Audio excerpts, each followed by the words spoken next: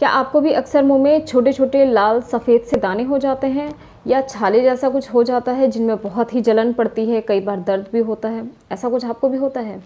Hello friends, मैं हूं doctor पूजा और आज जो मुंह में होने वाले छाले हैं उनके बारे में हम बातें करने वाले हैं। ये छाले क्यों होते हैं, इनका कारण क्या होता है, इन्हें कैसे ठीक कर सकते हैं, लेकिन अगर ये फिर भी ठीक नहीं हो रहे हैं तो उनका क्या इलाज है? क्या छाले कैंसर में कन्वर्ट हो सकते हैं? कितनी चांसेस है, क्या है, सब कुछ समझेंगे डिटेल में इस वीडियो में। तो अगर आपको वीडियो पसंद आ रही है, वीडियो को लाइक कर दें, चैनल को सब्सक्राइब कर दें, जिससे आने वाली हमारी सारी वीडियोस की नोटिफिकेशन आपको मिलती रहे। और अगर आपका कोई भी क्वेश्चन है इस वीडियो से रिलेटेड या फिर डेंटल ट्रीटमेंट या डेंटल हेल्थ से रिलेटेड कोई भी क्वेश्चन है किसी भी तरह का, आप वो कमेंट बॉक्स में हमसे पूछ सकते हैं। जो भी प्रॉब्लम होगी आपकी, हम उसका जवाब ज़रूर देंगे कमेंट बॉक्स में आपको। तो सबसे पहले समझते हैं ये छाले होते कैसे हैं, दिखते कैसे हैं। बहुत ही छोटे छोटे से होते हैं, लाल सफ़ेद पीले से होते हैं। कई बार इनका जो एरिया होता है, सरफेस एरिया कितना बड़ा होगा, बहुत ही छोटे से होते हैं, लेकिन कई बार ये छोटे से ही बड़े होने लगते हैं। और ये आपको मुंह में एक साइड भी हो सकता है, दोनों तरफ भी हो सकता है, लिप्स के आसपास हो सकता है, ऊपर नीचे, जीभ के नीचे, जीभ के साइड एरिया में, कहीं भी आपको ये हो सकता है। जीभ के ऊपर भी होता है, गले तक कई बार पहुंच जाता है। अब समझते हैं इन अल्सर्स के होने का कारण क्या है, किन वजहों से ये अल्सर्स हमें हो जाते हैं। जो सबसे पहला कारण है और जो मुझे लगता है आज की जो हमारी लाइफ स्टाइल है उस अकॉर्डिंग ये शायद बहुत ही ज़्यादा कॉमन है और हर एज ग्रुप में है, वो है स्ट्रेस। हर एक, चाहे वो एक छोटा बच्चा भी है, उसे भी अपनी पढ़ाई का स्ट्रेस होता है या फैमिली माहौल की वजह से उसे किसी ना किसी बात का स्ट्रेस होता है। इसके साथ ही यंग एज को, ओल्ड एज को, जिस भी एज में हो, स्ट्रेस बहुत ही कॉमनली लोगों में हो जाता है किसी भी वजह से। अपने खुद से रिलेटेड, करियर से रिलेटेड, स्टूडेंट लाइफ में एग्ज़ाम वगैरह से रिलेटेड है, जब आप बड़े होते हो तो जॉब वगैरह से रिलेटेड, फिर एज के साथ हर चीज़ की जो जिम्मेदारियां आती हैं या किसी भी वजह से स्ट्रेस होता ही होता है हमें। और ये स्ट्रेस ही बहुत बड़ा कारण होता है अल्सर्स का। हम कभी इस चीज़ को कोरिलेट नहीं कर पाते हैं, बहुत मुश्किल होता है कि हमें स्ट्रेस की वजह से अल्सर्स हो गए। मतलब स्ट्रेस तो हम दिमाग पे ले रहे हैं, अल्सर्स मुंह में हो गए, दो अलग अलग जगह का कोई कनेक्शन नहीं है, हम ऐसा सोचते हैं। ऐसा कुछ भी नहीं है, स्ट्रेस की वजह से आपको अल्सर्स हो सकता है। इसके साथ जो अगला रीज़न है वो भी मैं समझती हूँ कि आज की लाइफ स्टाइल के हिसाब से बहुत ही कॉमन हो गई है, वो है लैक ऑफ स्लीप। आप अगर समय से सोते नहीं हैं, समय से उठते नहीं हैं, प्रॉपर जो 6 से 8 घंटे की नींद का टाइम है वो नींद आप नहीं लेते हैं, वर्कलोड बहुत ज़्यादा है, वो वर्कलोड आपका स्ट्रेस में कन्वर्ट होता है और स्ट्रेस की वजह से आपको नींद कम आती है। कहीं ना कहीं ये चीज़ें आपस में रिलेटेड भी हैं। तो अगर आप स्ट्रेस में होंगे तो आपको नींद नहीं आएगी, इसकी वजह से भी छाले होंगे। लेकिन अगर आप स्ट्रेस में नहीं हैं, फिर भी आप किसी वजह से सो नहीं पा रहे हैं, नींद कम ले रहे हैं, तो भी आपको छाले हो सकते हैं। इसके साथ ही कई बार इंजरी की वजह से होता है। हम बातें करते रहते हैं, अचानक से हमारी जीभ कट जाता है, मुंह में थोड़ा सा मसल्स आ जाता है, म्यूकोसा आ जाती है जो कि कट लग जाता है जिस पे। इसके साथ ही ब्रश करते हुए तो अक्सर ही हो जाता है, कहीं ना कहीं मसूड़ों में, गाल में हमें ब्रश लग ही जाता है। कई बार एक्सीडेंट की वजह से भी अल्सर्स हो जाते हैं। अगर आप बहुत ज़्यादा एसिडिक खाना यूज़ करते हैं, खाते हैं, या बहुत ज़्यादा खट्टे फल, खट्टी चीज़ें खाते हैं, तो भी आप में अल्सर्स बहुत कॉमन होंगे। इसके साथ ही न्यूट्रिशनल डिफिशियंसी भी हो सकती है, मतलब कि कुछ जो पोषक पदार्थ होते हैं उनकी कमी, जैसे कि विटामिन B12 की कमी से होता है, आयरन की कमी से, जिंक की कमी से। फीमेल्स में मोस्टली हार्मोनल इम्बैलेंस की वजह से होता है या हार्मोनल चेंजेस की वजह से होता है।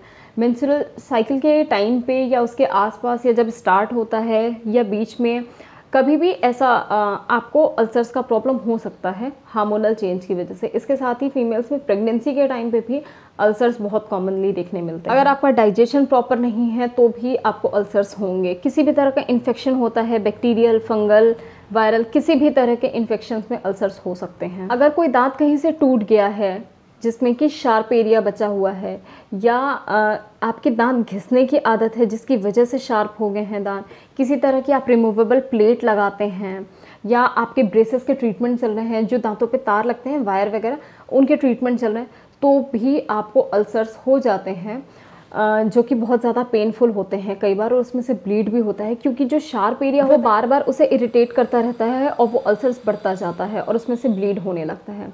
इसके साथ ही जो लोग डेंचर लगाते हैं ना, जो ओल्ड एज में डेंचर लगाते हैं, दांत लगाते हैं बत्तीसी खाना खाने के लिए, वो डेंचर का भी अगर कोई पार्ट शार्प रह गया है तो अल्सर्स हो जाते हैं, या उस डेंचर के नीचे कहीं खाना रह गया है, उन्होंने अच्छे से क्लीन नहीं किया है किसी भी वजह से, तो अल्सर्स हो जाते हैं। अगर आप डेंचर लगाते हैं या किसी भी तरह की प्लेट लगाते हैं और आपको अल्सर हुआ है जिसमें उस डेंचर की वजह से इरिटेशन हो रही है, जैसे अगर आपके ऊपर के आप ऊपर का जबड़ा लगाते हैं, डेंचर लगाते हैं और आपको नीचे कहीं अल्सर हुआ है तो आप लगा सकते हैं। लेकिन अगर आप ऊपर ही लगाते हैं और उसी बीच में कहीं आपको अल्सर हुआ है जो कि उससे टच हो रहा है, कॉन्टैक्ट में आ रहा है, तो उस टाइम पे डेंचर या किसी भी तरह की प्लेट मत लगाइए, क्योंकि वो उसे और इरिटेट करेगा और आपका घाव जो है, जो अल्सर है, वो बढ़ता जाएगा, वो छाला बढ़ता जाएगा और ज़्यादा पेनफुल हो जाएगा। तो कोशिश करें कुछ टाइम के लिए निकाल दें, प्रिकॉशन लें, प्रॉपर मेडिकेशन लें या जो भी इलाज है वो इलाज करें, उसके बाद फिर से टोबैको च्यूअर में जो लोग टोबैको वगैरह खाते हैं ना, पान गुटखा तंबाकू, उन लोगों में भी ये बहुत ही कॉमन अल्सर्स होते हैं। इसके साथ ही जो लोगों ने स्मोकिंग को छोड़ा है जस्ट, उनमें भी अल्सर्स होते हैं। इसके साथ ही ड्राई माउथ कंडीशन जो होती है, जिसे ज़ीरोस्टोमिया भी कहते हैं, या फिर जो कैंसर पेशेंट्स होते हैं जिनमें कीमो रेडियो ऐसा कोई ट्रीटमेंट चल रहा हो जिसकी वजह से लार बनने में कमी हो, या आपका पहले से ही कोई जेनेटिक प्रॉब्लम हो जिसमें कि लार बनने की कोई कमी हो, उस कंडीशन में भी ड्राई माउथ के टाइम में भी आपको अल्सर्स दिखने मिलेगा। इसके साथ ही हमारे टूथपेस्ट में एक केमिकल होता है जिसे कि सोडियम लॉरेल सल्फेट कहते हैं।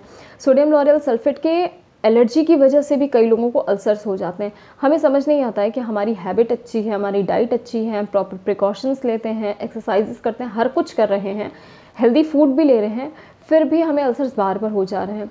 उस कंडीशन में आप अपना टूथपेस्ट चेंज करके कोशिश करें सोडियम लॉरेल सल्फेट जिनमें भी ऐड है वो टूथपेस्ट ना ही यूज़ करें। तो ये थे सारे रीज़न किनकी वजह से आपको अल्सर हो जाते हैं या हो सकते हैं। एक बहुत ही छोटी सी बात मैं आपको बताना चाहूँगी कि अगर आपको अल्सर्स बार बार हो रहे हैं या आपके अल्सर्स ठीक नहीं हो रहे हैं, जो हुए हैं वो भी बहुत ही ज़्यादा पेनफुल हैं, या आपको एक अल्सर हुआ, अगले दिन 2-3 हो गए, फिर नंबर बढ़ता जा रहा है कंटिन्यू, ठीक है, इस कंडीशन में भी, या फिर आपके जो अल्सर्स हैं वो पूरे मुंह से लेके गले तक भर गए हैं, आपको खाना घोटने में भी अब दिक्कत हो रही है, या पूरे ये जीभ से गले वाले एरिया में हो गया है, ऐसी कोई भी कंडीशन होती है इन चारों में से, तो तुरंत किसी डेंटिस्ट से मिलें और दिखाएं कि वो अल्सर आपको क्यों हो रहा है, किसी चीज़ की एलर्जी की वजह से हो रहा है या फिर कोई और प्रॉब्लम है, किसी दवा के रिएक्शन से हो रहा है। जो भी प्रॉब्लम है वो आप मिलें किसी भी डेंटिस्ट को और वो जैसा भी आपको इलाज कहते हैं वो इलाज प्रोसीड करें। डेंटिस्ट आपको क्या क्या सलाह दे सकते हैं, हो सकता है आपको ब्लड टेस्ट के लिए, इन्वेस्टिगेशन के लिए बोलें कि आप ब्लड इन्वेस्टिगेशन करा के लाएँ। अगर आपका अल्सर काफ़ी लंबा चला है, मतलब काफ़ी दिनों से है, वो ठीक नहीं हो रहा है बहुत सारी दवाइयों के बाद भी, तो उस अल्सर की बायोप्सी की जा सकती है। इसके साथ ही डेक्सामेथासोन भी आपको प्रिस्क्राइब किया जा सकता है और लेज़र थेरेपी भी ऐड की जा सकती है आपके पेन को कम करने के लिए और हीलिंग को फास्ट करने के लिए। अब समझते हैं कि अगर ये छाले हो गए हैं तो ठीक कैसे करना है। तो जो मेरा सबसे ज़्यादा फेवरेट है, आपको डेंटल का कोई भी इशू है, मुंह में कोई भी प्रॉब्लम है, अगर आपको किसी भी तरह की सिस्टेमिक डिजीज़ नहीं है, मतलब डायबिटीज़, ब्लड प्रेशर, ऐसी कोई भी प्रॉब्लम नहीं है, आप एक नॉर्मल इंसान हैं जिनमें कि किसी भी तरह की कोई दवा नहीं चलती है, तो मैं आगे जितनी भी अभी आपको बताने वाली हूँ सॉल्यूशन, वो आप इस्तेमाल कर सकते हैं। लेकिन अगर आपको किसी भी तरह की कोई प्रॉब्लम है या आप दवाइयाँ लेते हैं तो आप प्लीज़ किसी डेंटिस्ट से कंसल्ट करें पहले, उसके बाद ही इन चीज़ों को यूज़ करें।